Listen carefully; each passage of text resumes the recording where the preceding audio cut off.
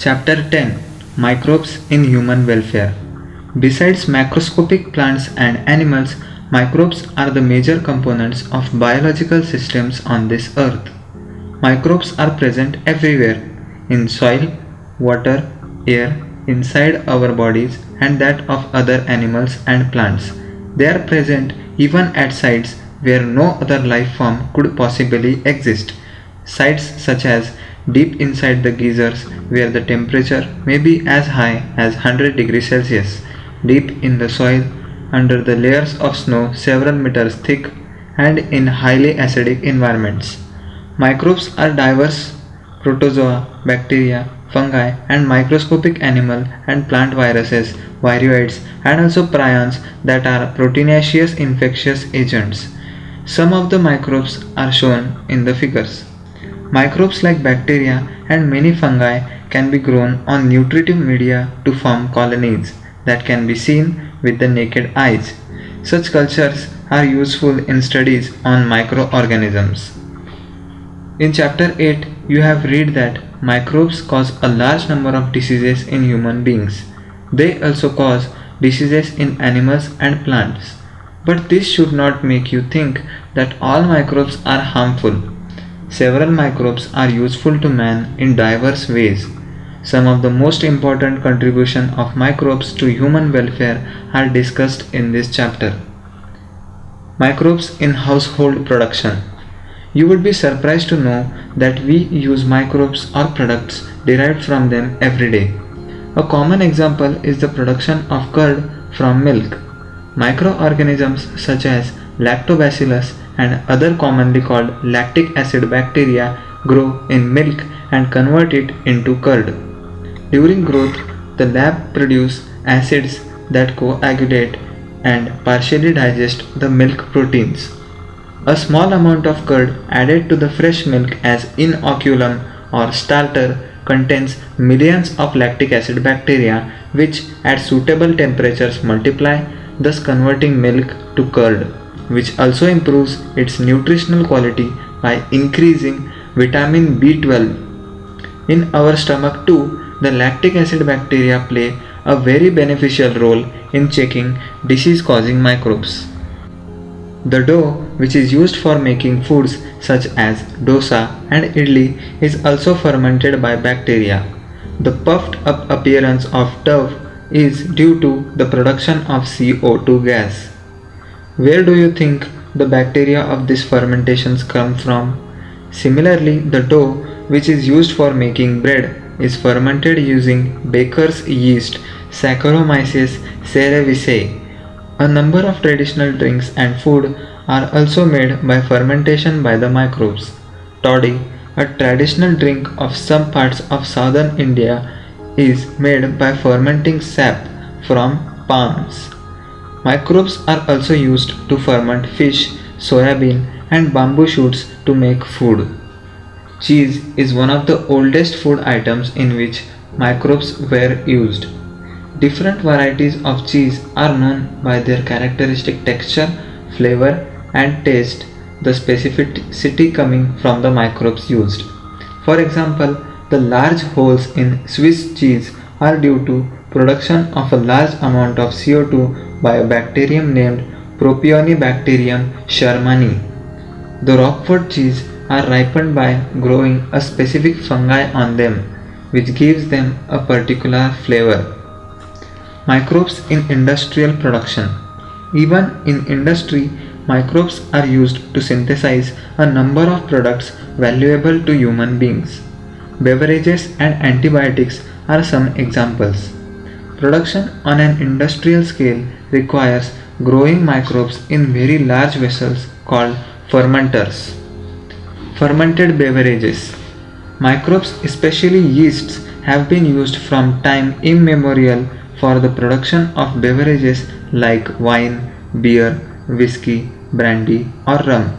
For this purpose, the same yeast, Saccharomyces cerevisiae, is used for bread making and commonly called brewer's yeast is used for fermenting malted cereals and fruit juices to produce ethanol. Depending on the type of raw material used for fermentation and the type of processing with or without distillation, different types of alcoholic drinks are obtained. Wine and beer are produced without distillation, whereas whiskey, brandy, and rum are produced by distillation of the fermented broth. The photograph of a fermentation plant is shown in figure. Antibiotics. Antibiotics produced by microbes are regarded as one of the most significant discoveries of the 20th century and have greatly contributed towards the welfare of the human society. Anti is a Greek word that means against, and bio means life. Together they mean against life in the context of disease causing organisms, whereas with reference to human beings they are pro life and not against. Antibiotics are chemical substances which are produced by some microbes and can kill or retard the growth of other disease causing microbes. You are familiar with the commonly used antibiotic penicillin. Do you know that penicillin was the first antibiotic to be discovered and it was chance discovery? Alexander Fleming, while working on Staphylococci bacteria, once observed a mold growing in one of his unwashed plates around which Staphylococci could not grow. He found out that it was due to a chemical produced by the mold and he named it penicillin after the mold Penicillium notatum. However, its full potential as an effective antibiotic was established much later by Ernst Chain and Howard Florey. This antibiotic was extensively used to treat American soldiers wounded in World War II. Fleming, Chain, and Florey were awarded the Nobel Prize in 1945 for this discovery.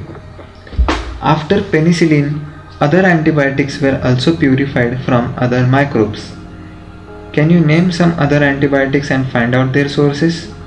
Antibiotics have greatly improved our capacity to treat deadly diseases such as plague, whooping cough, kalikasi, diphtheria, gulghotu, and leprosy, kushtarog, which is used to kill millions of all over the globe. Today, we cannot imagine a world without antibiotics, chemicals, enzymes, and other bioactive molecules. Microbes are also used for commercial and industrial production of certain chemicals like organic acids, alcohols, and enzymes. Examples of acid producers are Aspergillus niger, a fungus of citric acid, Acidobacter aceti, a bacterium of acetic acid, Clostridium butylicum, a bacterium of butyric acid, and Lactobacillus, a bacterium of lactic acid. Yeast, Saccharomyces cerevisiae, is used for commercial production of ethanol. Microbes are also used for production of enzymes. Lipases are used in detergent formulation and are useful in removing oily stains from the laundry. You must have noticed that bottled fruit juices bought from the market are clearer as compared to those made at home. This is because the bottled juices are clarified by the use of pectinases and proteases. Streptokinase produced by the bacterium Streptococcus and modified by genetic engineering is used as a clot buster for removing clots from the blood vessels of patients who have undergone myocardial infarction leading to heart attack. Another bioactive molecule, cyclosporin A, that is used as an immunosuppressive agent in organ transplant patient is produced by the fungus Trichoderma polysporum. Statins produced by the yeast Monascus purpureus have been commercialized as blood cholesterol lowering agents. It acts by competitively inhibiting the enzyme responsible for synthesis of cholesterol. Microbes in sewage treatment. We know that large quantities of wastewater are generated every day in cities and towns. A major component of this waste is human excreta. The municipal wastewater is also called sewage. it contains large amounts of organic matter and microbes, many of which are pathogenic. Have you ever wondered where this huge quantity of sewage or urban wastewater is disposed of daily? This cannot be discharged into natural water bodies like rivers and streams directly. You can understand why. Before disposal, hence, sewage is treated in sewage water treatment plants (STPs) to make it less polluting. Treatment of wastewater is done by the heterotrophic microbes naturally present in the sewage. This treatment is carried out in two stages. Primary treatment. These treatment steps basically involve physical removal of particles, large and small, from the sewage through filtration and sedimentation. These are removed in stages. Initially, floating debris is removed by sequential filtration. Then, the grit, soil, and small pebbles are removed by sedimentation. All solids that settle from the primary sludge and the supernatant forms the effluent. The effluent from the primary settling tank is taken for secondary treatment. Secondary treatment for or biological treatment. The primary effluent is passed into large aeration tanks where it is constantly agitated mechanically and air is pumped into it. This allows the vigorous growth of useful anaerobic microbes into flocs. Flocs are masses of bacteria associated with fungal filaments to form mesh-like structures. While growing, these microbes consume the major part of the organic matter in the effluent. This significantly reduces the biochemical oxygen demand (BOD) of the effluent. BOD refers to the amount of the oxygen that would be consumed if all the organic matter in 1 liter of water were oxidized by bacteria. The sewage water is treated till the BOD is reduced. The BOD test measures the rate of uptake of oxygen by microorganisms in a sample of water, and thus indirectly BOD is a measure of organic matter present in the water.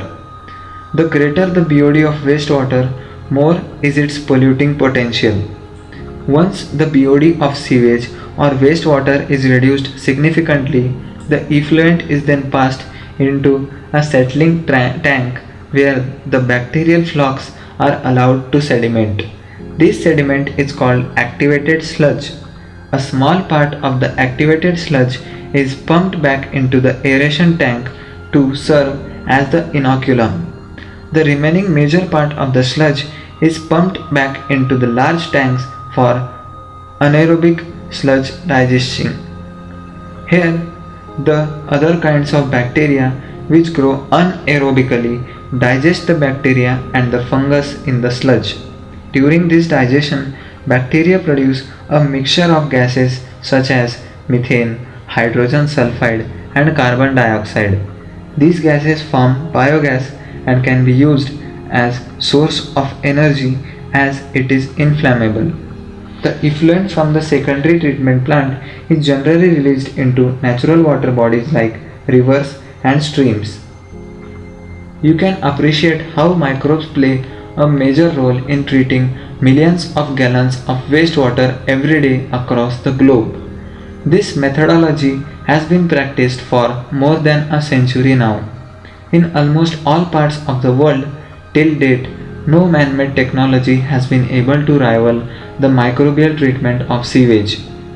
You are aware that due to increasing urbanization, sewage is being produced in much larger quantities than even before.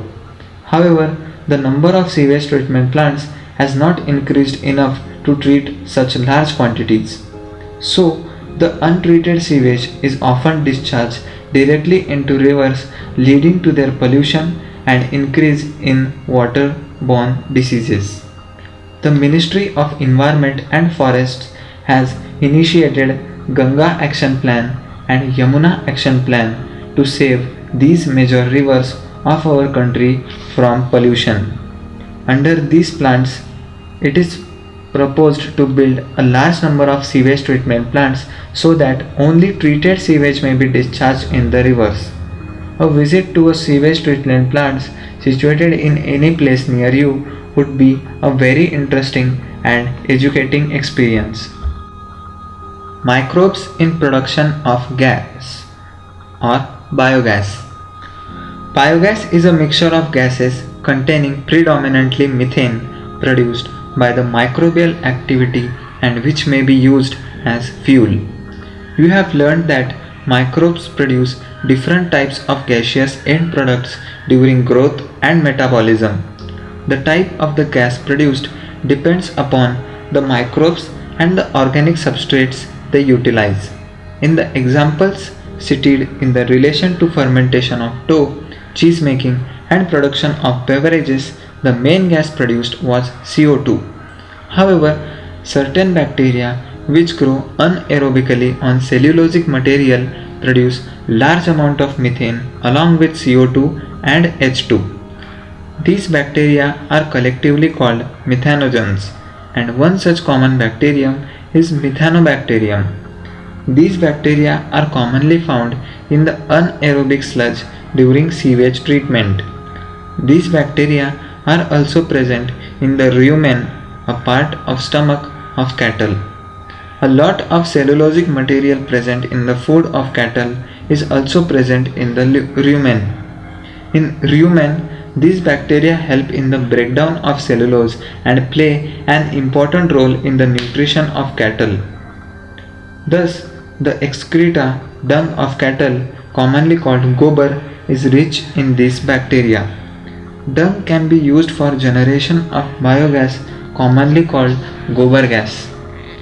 The biogas plant consists of concrete tank 10 to 15 feet deep in which bio-wastes are collected and a slurry of dung is fed. A floating cover is placed over the slurry, which keeps on rising as the gas is produced in the tank due to microbial activity.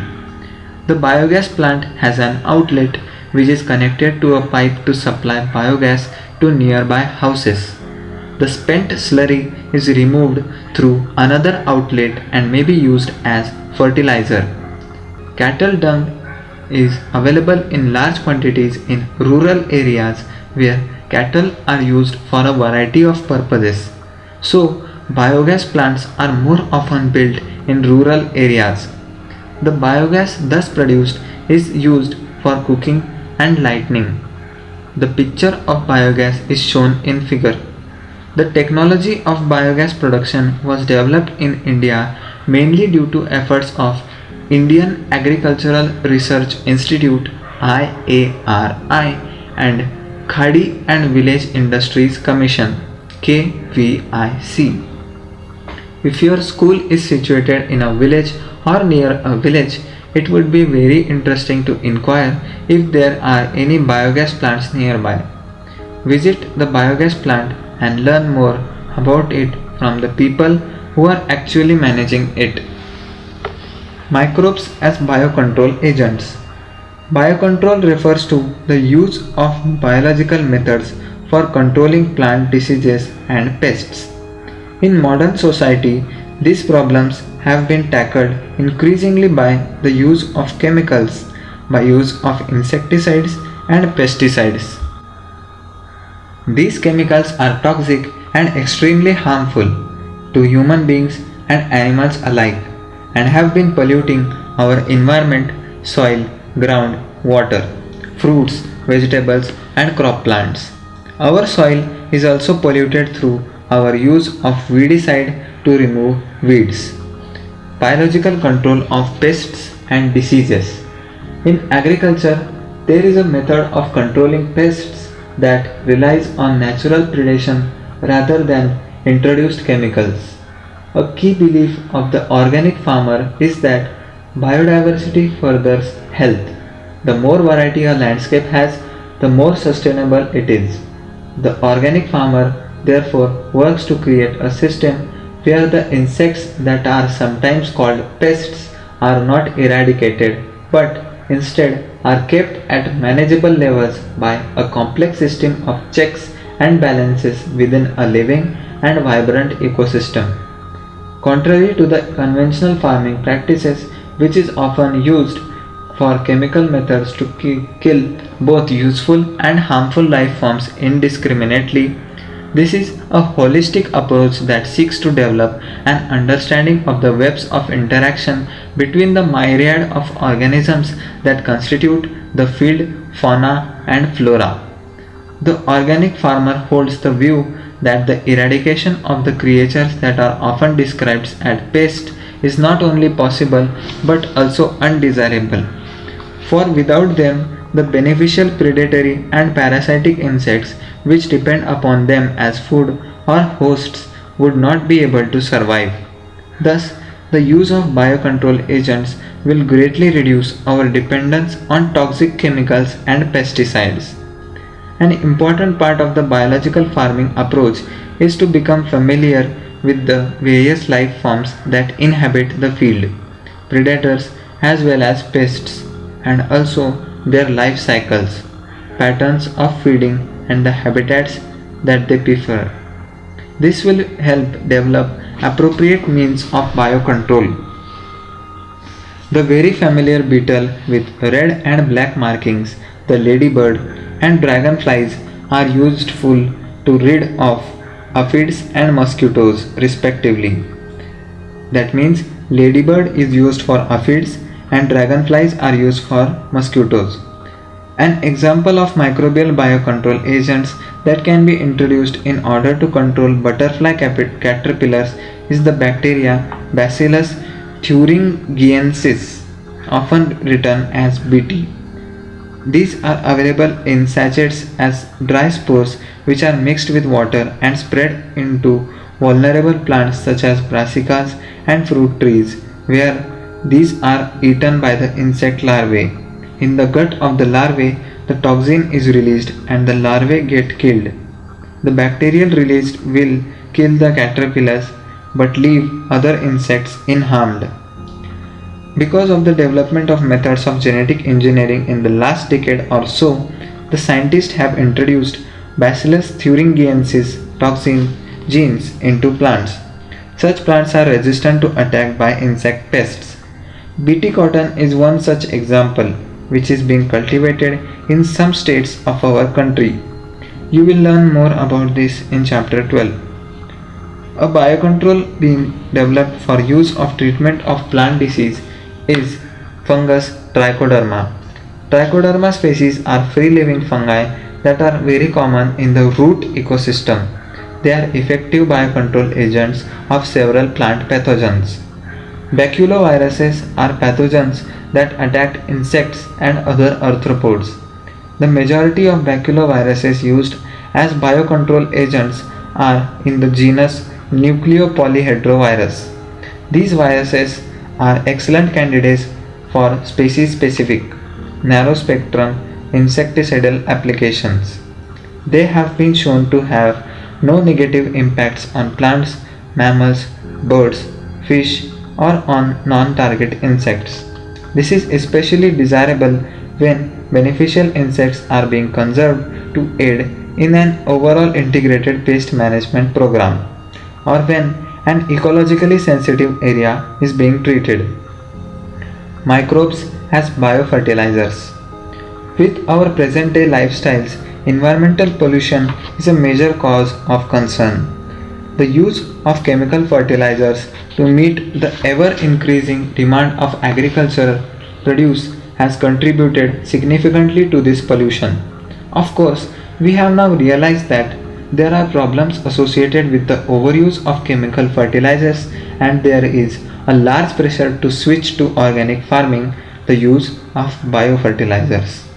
Biofertilizers are organisms that enrich the nutrient quality of the soil.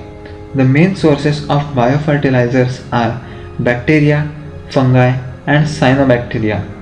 You have studied about the nodules on the roots of leguminous plants formed by the symbiotic association of rhizobium. These bacteria fix atmospheric nitrogen into organic forms, which is used by the plant as a nutrient. Other bacteria can fix atmospheric nitrogen while free living in the soil, example Azospirillum and Azotobacter, thus enriching nitrogen content of the soil. Fungi are also known to form symbiotic association with the plant mycorrhiza. Many members of the genus Clomus form mycorrhiza. The fungal symbiont in this association absorbs phosphorus from the soil and passes it to the plant. Plants having such association show other benefits also, such as resistance to root-borne pathogens, tolerance to salinity and drought, and an overall increase in plant growth and development. Cyanobacteria are autotrophic microbes widely distributed in aquatic and terrestrial environments, many of which can fix atmospheric nitrogen. Example Anabaena, nostoc, oscillatoria, etc.